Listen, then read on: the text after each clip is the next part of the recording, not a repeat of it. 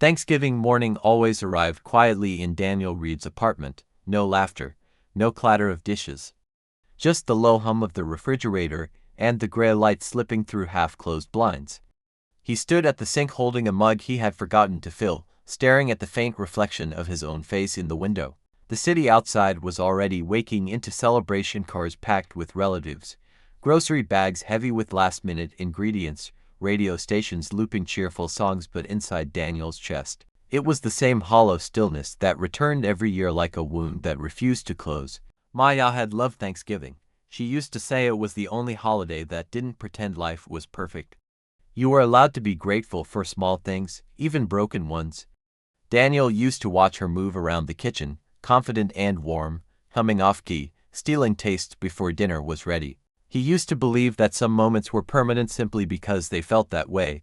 He set the mug down and reached for his badge on the counter. The metal was cold, familiar. He clipped it to his belt with the same practice motion he had used for years. Detective Daniel Reed, homicide. The job had given him structure when everything else collapsed. It had given him rules, and rules were easier than memories. The call came just before noon. Possible homicide. Thanksgiving Day, East Briar neighborhood. Daniel was already reaching for his coat before the dispatcher finished speaking. The crime scene was a quiet residential street lined with identical houses and bare trees. Yellow tape cut across a driveway like a warning no one wanted to see on a holiday. Neighbors stood in small clusters, arms crossed, voices low, faces tight with disbelief. Inside the house, the smell of food still lingered, heavy and out of place. Daniel moved through the scene with calm efficiency. He noted details without reacting to them. The placement of furniture, the absence of forced entry, the way the room had been left almost respectfully. On the table, near the centerpiece that had never been used, lay a small piece of folded paper. His partner, Detective Jonah Pike, stood beside him. Same as the others, Pike said quietly. Daniel nodded. He already knew. Later, back at the precinct, the board filled quickly. 3 victims now. 3 Thanksgivings in a row. Different parts of the city, different lives, but the same date, the same careful execution, the same small symbol drawn near each body. The media had already named the killer. They always did. The Harvest Killer. Daniel hated the name, but he understood it. People needed labels to make fear manageable. Captain Aelena Brooks stood at the front of the room, arms crossed, eyes sharp. "This is no longer coincidence," she said. "This is ritual. Whoever is doing this is choosing Thanksgiving on purpose, and they're not sloppy." Daniel stood near the board, hands in his pockets, listening. He had been part of dozens of investigations like this, but something about this one felt intimate. The killer wasn't chasing attention. There were no taunts, no dramatic gestures. Just precision and patience. "He knows procedure," Pike said. "Or he's studied it closely. Either way," Brooks replied, "he's comfortable." Daniel's gaze lingered on the photos a second longer than necessary. Comfortable. Yes, that was the word. That night, long after the precinct emptied, Daniel returned to his apartment and pulled a box from the back of his closet. It was worn, edges soft from being handled too many times. Inside were copies of reports, photos, transcripts.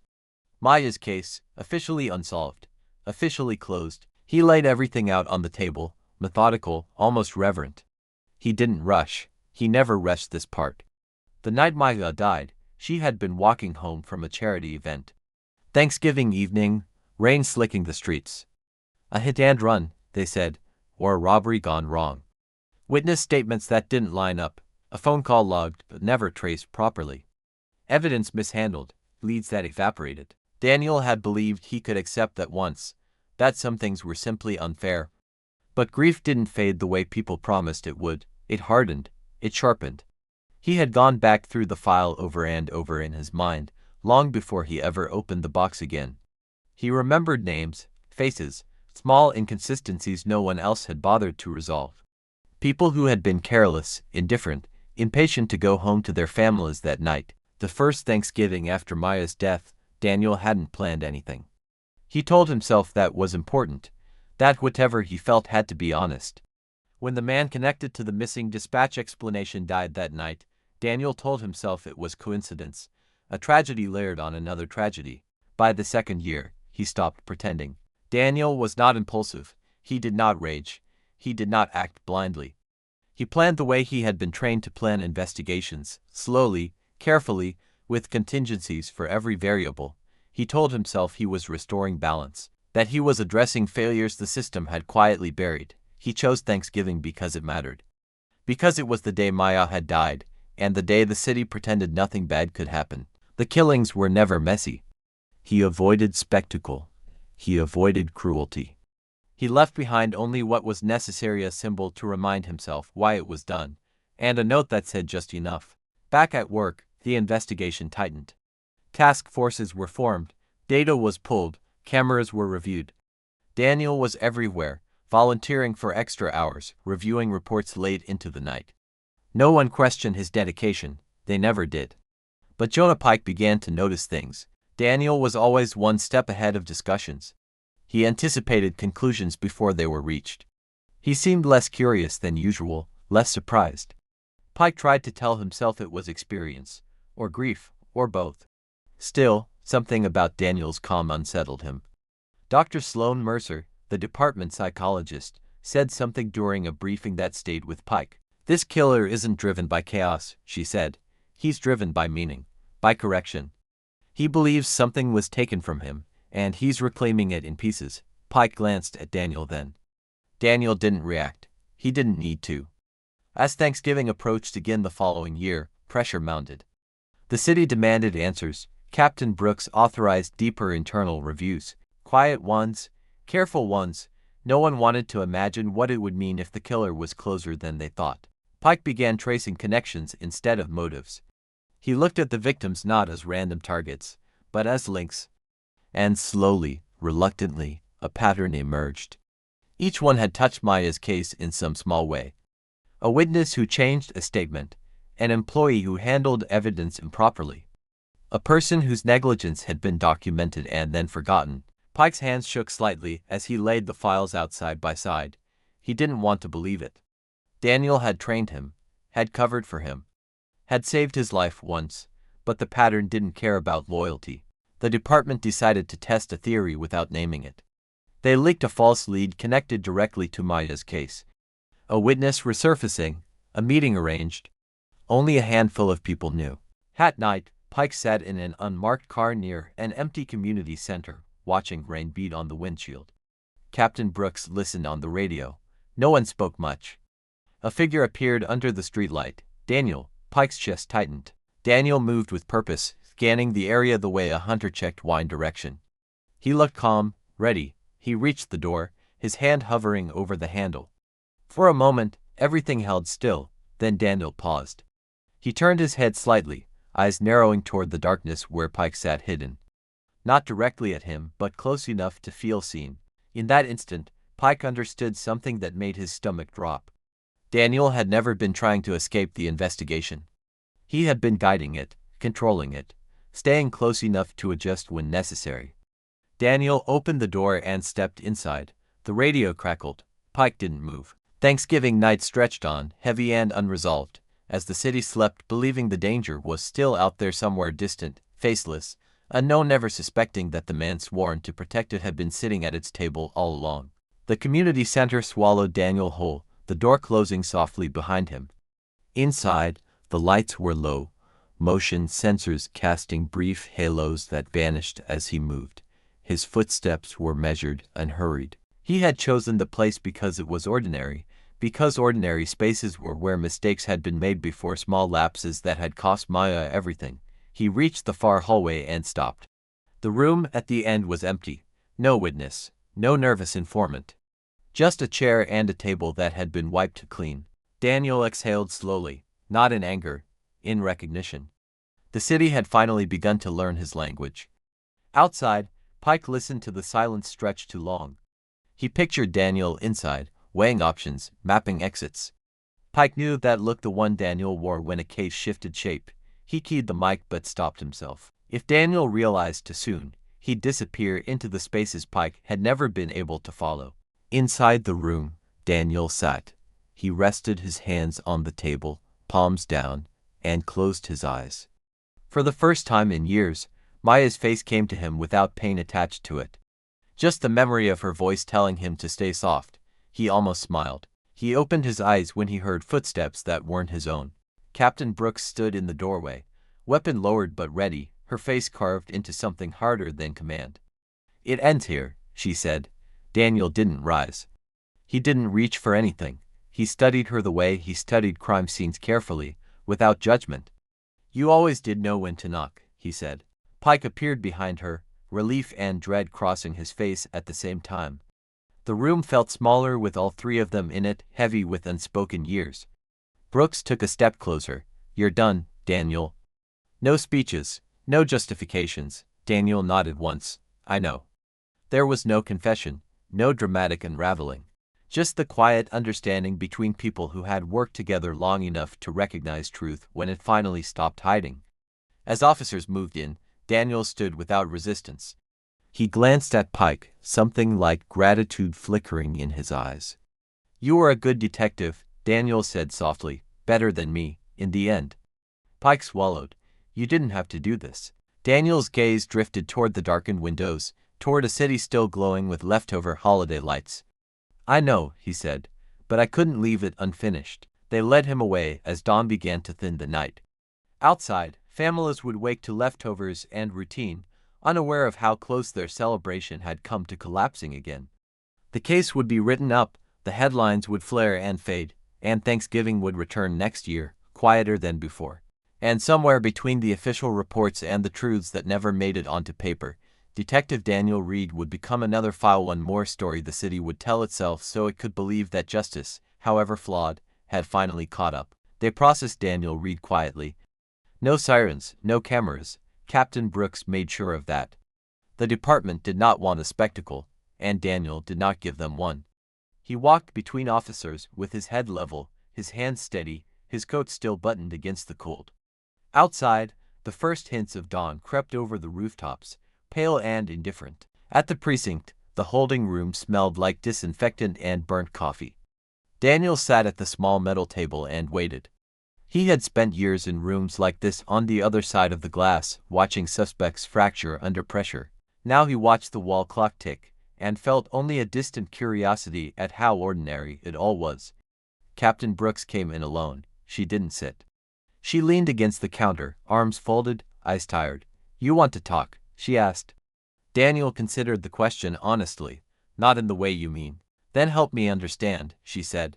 "Help me understand how a man I trusted turned into—" She stopped herself, jaw tightening. "Into this." Daniel looked at his hands. "I didn't turn," he said. "I stayed." Brooks scoffed softly. "You killed people, Daniel." "I know." He met her eyes. "And I know what that makes me. But don't tell me you don't know how it starts. You've stood over bodies where the paperwork mattered more than the truth. You've watched cases die because everyone wanted to go home. That doesn't give you the right." "No," Daniel agreed immediately. "It doesn't." The admission landed heavier than any argument. Brooks straightened, unsettled by how easily he said it. "I'm not asking for forgiveness," Daniel continued. "I'm not even asking to be understood. I just couldn't keep pretending the system was sacred when I watched it fail the one person I loved." Brooks left without another word. The investigation unfolded with surgical precision. Every step Daniel had taken was retraced, every access log examined, every quiet favor he'd used brought into the light. The department worked as if ashamed of how long it had taken them to see what had been right in front of them. They found the planning notes hidden in an innocuous folder labeled training materials. They found schedules. They found lists, not names, but roles, failures. Pike sat through it all like someone attending his own wake. Each discovery felt personal. He replayed conversations in his head, moments when Daniel had steered discussions, discouraged certain angles, encouraged others. None of it had seemed wrong at the time. That was the most terrifying part. Dr. Mercer interviewed Daniel several times. Their sessions were calm, almost academic. "You don't show remorse the way most people expect," she said once. Daniel shrugged slightly. "I grieve efficiently," she steadied him. "Do you believe what you did was justice?" "I believe it was inevitable," Daniel replied. "Justice would have required courage from people who didn't have it, and now." Daniel paused. "Now it requires accountability. That part is yours." Pike testified on a gray morning that smelled like rain. Daniel watched him from the defense table, expression unreadable. Pike spoke carefully, truthfully, his voice steady even when his hands weren't. I trusted him, Pike said. That's what hurts the most, not that he fooled me. That he didn't think he had to. When it was Daniel's turn to speak, he declined. He let the evidence stand on its own. He had never believed explanations changed outcomes.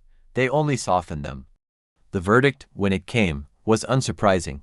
Guilty, multiple counts. Abuse of authority, life without parole.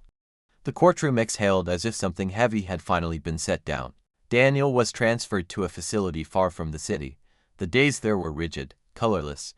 He adapted easily. Structure had always been his refuge. He read, he exercised, he kept to himself. At night, when the lights dimmed and the sounds of the place settled into a low, restless hum, Maya visited him in memory not as a ghost, but as she had been, laughing, arguing, alive. He never dreamed of the victims. Thanksgiving came again. Pike noticed at first the way the city moved through the holiday more cautiously. Fewer late nights, more patrols, less assumption that the day itself offered protection. He spent the afternoon with his sister, watching his niece play on the floor, trying not to check the clock every few minutes. At the precinct, Captain Brooks stood before the board that had once been filled with Daniel's neat handwriting. It was clean now, empty. She stared at it longer than necessary, then turned off the lights. That night, Pike drove past the community center without meaning to. The streetlights still flickered, the leaves still gathered in the corners of the lot. Nothing marked what had ended there. Somewhere miles away, Daniel Reed sat at a narrow table in a room that did not celebrate holidays. He closed his eyes and counted his breaths, the way he always had. For the first time in years, Thanksgiving passed without blood on the city's hands. Whether that was redemption, or simply exhaustion, Daniel left for others to decide. The city, as always, moved on. Winter settled in slowly after that Thanksgiving, as if the city itself needed time to accept what had happened. Snow-dusted sidewalks, erased old footprints, softened sharp edges. News vans eventually left the courthouse steps. New scandals replaced old ones. But inside the department, nothing felt the same. Pike returned to work with a different rhythm. He still solved cases, still followed procedure, but trust no longer came easily. Every time a colleague spoke with certainty, Pike felt the urge to check the corners of their logic, to ask what might be missing. Daniel had taught him that unintentionally, perhaps permanently.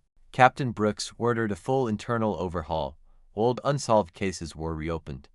Evidence rooms were audited, protocols rewritten. It was messy, slow work, and it angered people who preferred the comfort of routine, but Brooks pressed on. She carried Daniel's betrayal like a private scar and refused to let it be meaningless. In prison, Daniel learned the texture of time. Days were measured by bells and footsteps, by meals that tasted the same no matter the season. Other inmates knew who he was, some avoided him. Others watched him carefully, curious about the quiet man who had once worn a badge. Daniel didn't seek connection. He had never been good at it without Maya. Once, during a counseling session, an officer asked him if he regretted choosing Thanksgiving. Daniel thought about it for a long time before answering. "If I had chosen another day," he said, "it would have been easier to forget why I started." The officer wrote something down and didn't ask another question. Letters came sometimes, journalists, strangers, people who wanted explanations, or absolution, or outrage. Daniel never replied. The only letter he kept was one from Pike. It was short, careful. "I don't know how to forgive you, but I'm trying to understand what you were fighting. I won't let the department forget the cost." Daniel folded it neatly and placed it beneath his mattress. Years passed. On one quiet afternoon, Dr. Mercer visited Daniel for a final evaluation before her retirement. She looked older, softer around the eyes. "You know," she said, "people will argue about you for a long time. Whether you were broken or deliberate, whether grief excuses anything." Daniel looked out the small window at the thin strip of sky. "They'll argue because it scares them," he said. "If I was just evil, they're safe. If I was just grieving, they might not be." Mercer nodded slowly. "And Maya," Daniel closed his eyes. "She deserved a world that didn't need men like me." When Mercer left, Daniel remained at the window long after the light faded. Back in the city, Pike stood at a gravesite one early November morning. He had never come before. Maya Reed's name was etched cleanly into stone, leaves gathered at its base. Pike didn't know what he expected to feel. Anger, maybe, or clarity. Instead, he felt responsibility. "I'm sorry," he said aloud, though he wasn't sure to whom. Thanksgiving arrived again, quieter now, almost cautious. The city held its breath, then exhaled when the day passed without incident. Families ate, streets emptied, life continued. In his cell, Daniel marked the date only by the way his body reacted to it: a tightening, a pause, then release. He lay on his bunk and listened to the distant sounds of the facility settling for the night. For the first time since Maya's death, there was nothing left to plan. No lists, no corrections, no unfinished business, just time. And in that stillness, Daniel Reed finally understood the cruelest truth of all. Revenge had not kept Maya alive in his memory, it had slowly replaced her. He turned onto his side, facing the wall, and let the day end without him. The years that followed did not redeem Daniel Reed, but they did reduce him to something smaller and quieter than the legend built around his name. Inside the prison, he aged into anonymity. New inmates arrived who did not know his story. Guards rotated, stopped asking questions. The world forgot the harvest killer and remembered only the absence of new horrors, which was how peace usually announced itself. Daniel spent his days in routine. He volunteered in the library, repairing spines, aligning pages, restoring order where he could. It was meticulous work, honest work. At night, he sometimes dreamed of Maya, not of the night she died, but of mornings like that last Thanksgiving, when she leaned against the counter with flour on her cheek and told him to relax. In the dreams, he always answered too late. One autumn, many years on, Pike received notice that Daniel had declined further appeals. No explanation, just a signature. Pike sat with the paper for a long time, then filed it away. He understood, in a way he wished he didn't. Some people stopped fighting not because they were tired of losing, but because they were finished trying to win. That Thanksgiving, Pike cooked for the first time in his own apartment. The turkey was dry. The stuffing burned slightly. He laughed anyway. Outside, the city sounded normal: cars passing, distant voices, the low, unremarkable noise of people living without fear of a pattern repeating itself. At the same hour, in a room with no decorations and no calendar, Daniel Reed closed a book and lay back on his bunk. He thought of Maya's voice, clear and steady, the way it used to anchor him. He did not ask her forgiveness. He did not ask for peace. He simply let her exist as she was, untouched by what he had become. The lights dimmed, the prison settled.